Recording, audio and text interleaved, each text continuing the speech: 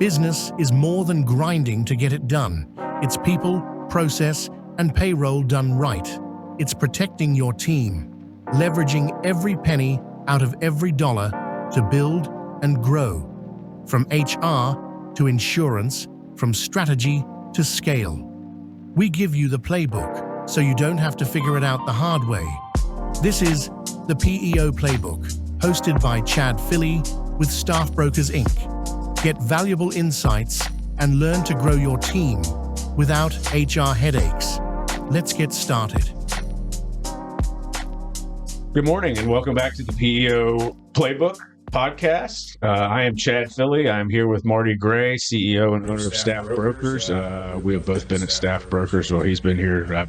He's got me by a couple of years, I think 4 or 5. But I've been here for 21 years, and Marty has been here since the beginning, 25 years.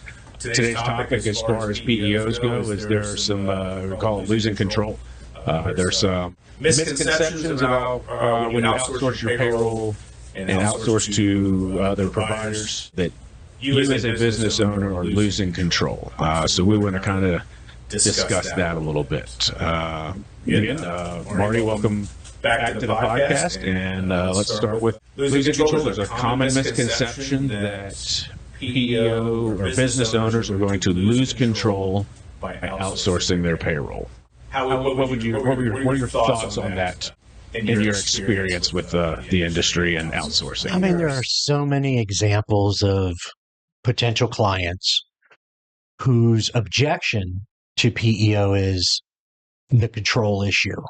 You know, the biggest one is my most trusted, my most valuable person is processing my payroll. And that's somebody I need to, I have to have trust in. And I usually agree with them 100%. Yes, of course, you've put that person in charge of your payroll and your, management of employees from an HR perspective. But then I challenge them. Think about what else that person could be doing for you that's even more important if you outsource your payroll, if you outsource the HR. Maybe you could put them in front of receivables, which is the opposite side of the books, where you've got somebody literally calling every day, where's my money, where's my money, where's my money, as opposed to waiting on the weekly basis of having them control the payroll going out. It's also usually in our small businesses, a family member, a wife, a mother-in-law, a close friend, and they feel like they're going to be axing that person from their business. And it just never works that way. The success side of it is they find other areas where that most valued person finds validation as being a part of the organization. We still need somebody to collect the hours and make sure that there's somebody communicating with the PEO on a weekly basis. It just frees them up for so many more hours to do other productive things. And like I said, to bring in money as opposed to being in charge of sending money out. Is that, I guess that applies to taxes as well. Is that dealing with tax management? Yeah, it applies to month or yearly audits for the workers' compensation, which I've never had somebody say, hey, I love to be audited. So we eliminate those hours. We eliminate the weekly time that it takes to do the tax management and send those payments off. It's really about focusing everything to working with the partner, working with your PEO partner, and freeing up hours. And hey, even if it's just that entrepreneur, if it's just that owner who he's not doing it 9 to 5 because he's working 9 to 5. He's now doing it at 8 o'clock, 9 o'clock at night, sitting at his kitchen table or his desk at his house and putting in those hours for payroll, putting in those hours for the management of paying, doing the books. And freeing a person up for that is life-changing. It may not actually, in that example, put more money on the table, right? But it certainly frees him up to have more time with his family. It certainly frees him up to have more time with the funner things in life. And that's what being an entrepreneur is about, is having that extra time. And that's extra time that could be used, like I said, family, marketing, go grow the business, go Yes. make another sale, anything. Having done this for so long, follow up with our clients after they've been on board with us for obvious reasons to just to make sure the transition's going well. But the most resistant client, those that had the control issues, they come back to us and they literally say, I should have done this 10 years ago. I should have done this 15 years ago. This was the best move I've ever made. Simply because they realize their time is the most valuable of all of their. I mean, when you look at a business, you have, the people that are swinging the hammers or laying the tile or putting down the shingles. And yeah, we want them to be making good money. But the guy who's hourly, the most valuable on the payroll is your owner. And when you free him up to do a lot of exciting things to either grow his business or grow his life. And that's the most rewarding thing that I hear back from our owners is that we've helped them in those areas. Yeah, I would agree with you on that. I have an owner that I see on a regular basis, and he to this day says going into PEO is the dumbest thing that he ever fought against. He did his absolute best, and now he's like, you could not pay me to go do this any other different. Do it differently now. He says it's just been invaluable from that point of view. On that note, Chad, I had a conversation this week with one of my clients. He's been with me probably 22 years. And the only reason he's not with us now is because he's retired. But Muhammad bought hotels and he'd fix them up, change their flag, go from Red Roof Inn to Holiday Inn. And he's done that maybe 2 hotels a year for the last 15 years. And he's always had us take over his payroll, always had us, change that. When he bought a hotel, he'd come over to us and do. It was just a pleasure having a conversation with him because he really was able to share just how appreciative he's been of knowing that he's been able to go into probably 20 hotels in the last 15 years and never once worried about his payroll or his human resources or his employee liabilities from that perspective. And he's just one example out there. Gotcha. Very good. Also in the control, like I said, there's the payroll side of it. Obviously that, kind of goes hand in hand with work comp. You gain some more control as far as you don't have an audit that may take you 3 days if it's simple, 2 weeks if it's really terrible. But on the healthcare side, businesses a lot of times have options and get into master healthcare policies with their PEO partner.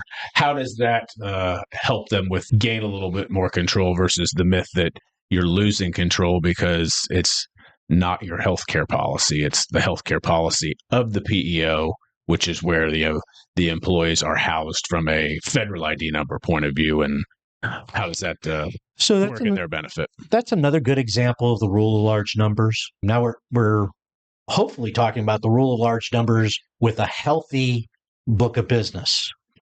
So when we bring on a client who's interested in healthcare, first off, you're talking about an employer who is vested in their employees.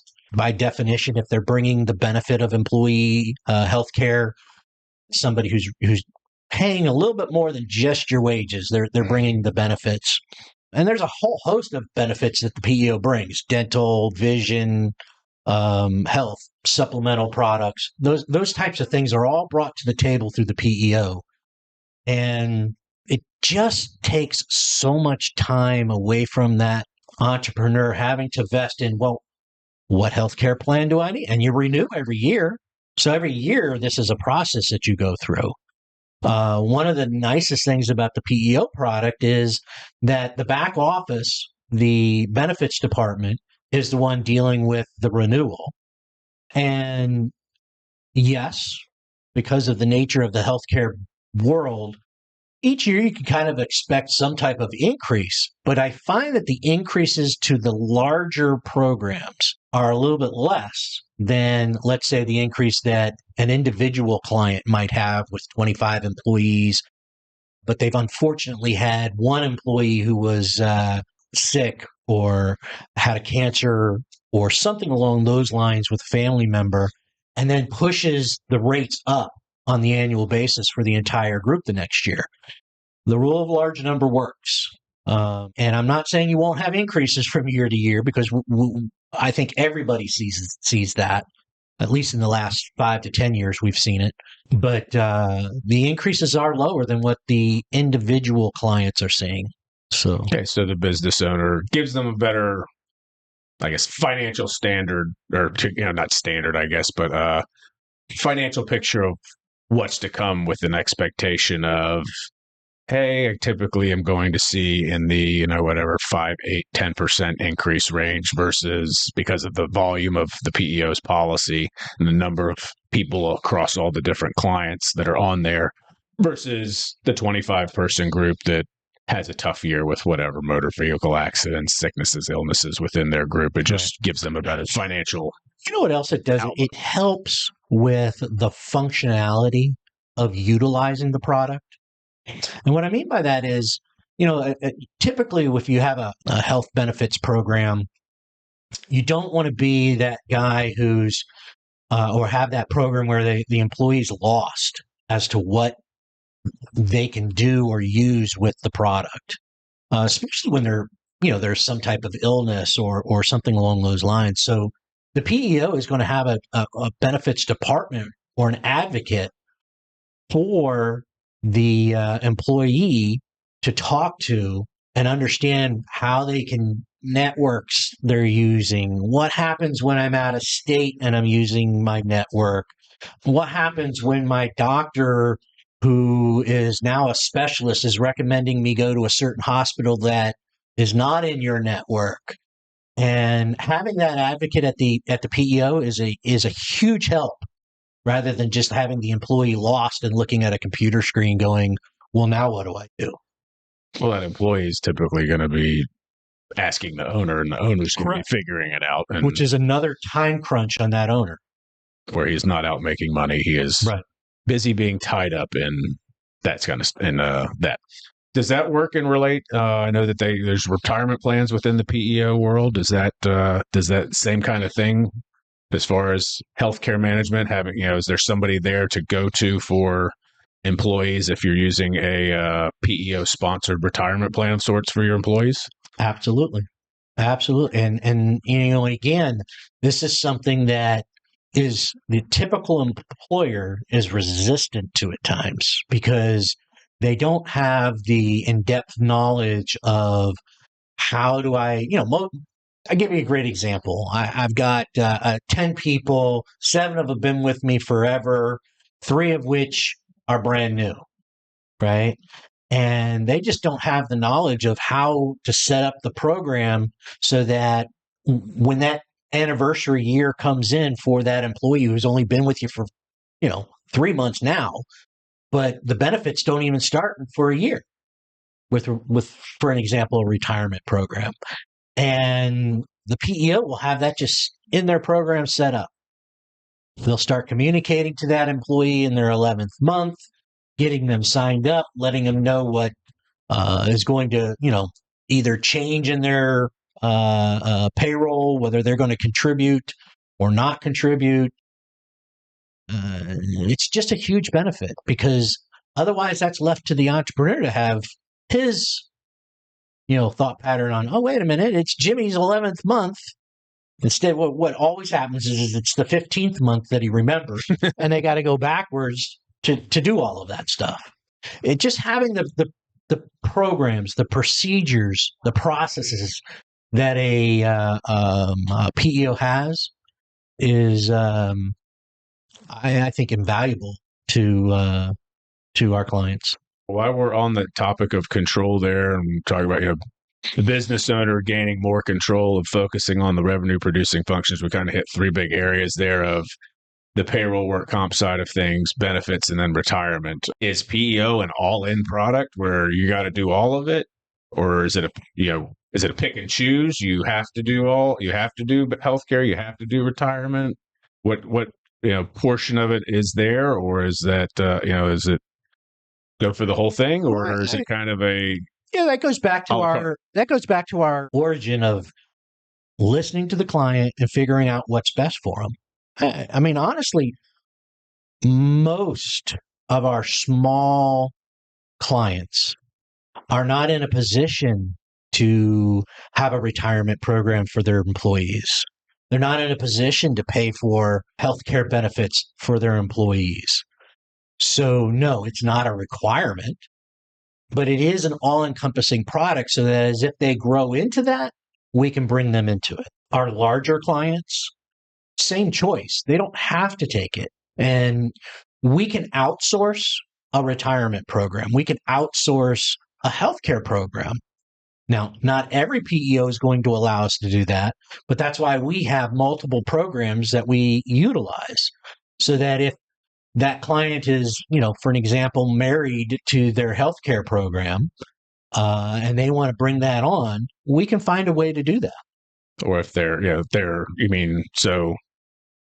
had their same financial advisor for forever, and that person's got their 401k, their IRA, whatever benefits there, and there's a refusal to leave them, they can bring that with them. Yes, absolutely. And as a matter of fact, that's part of the core values of staff brokers because we're a wholesaler. So we work with the property and casualty community. We work with health agents. We work with financial advisors. We work with accountants. Accountants do people's payroll, but they realize that there are certain clients who have needs that exceed just the processing of payroll. They need that handbook. They need that safety program. So we utilize those relationships, and we find that we work hand in hand with them. Marty, as far as we're talking about control, is staff brokers having any control over what clients are doing, or other than helping them with making a decision on who their vendor is, or who's the vendor not is, but we think is the best fit for them? Is staff brokers exhibiting control over clients on what they do or don't do? No, actually, I think it's the opposite. We're there as an advocate after the clients come on. We're there as an advocate between the PEO and the client. So if there's ever any type of conflict where the client is thinking that the PEO is doing something they don't understand, we're there to explain it. And if the client's right, we're there to explain it to the PEO that this is the way our client needs this done. So we're there as an advocate and to help our client rather than to be somebody who's trying to control them. All right. Well, appreciate everybody that joined us today on the PEO Playbook podcast. Again, this is Chad Filley and Marty Gray with Staff Brokers. It's at PEOplaybook.com. If you got any questions, you would like to reach out to us, more than happy to get back with you and help you with any questions you may have about PEO and outsourcing your HR for better success in your business. Thanks for tuning in to the PEO Playbook, where we help business owners unlock the power of PEOs and take their team to the next level. This episode was proudly brought to you by Legacy Sales Engineering. If you're ready to simplify HR, scale your business, and put the right team behind you, visit staffbroker.net to get started with Staff Brokers today.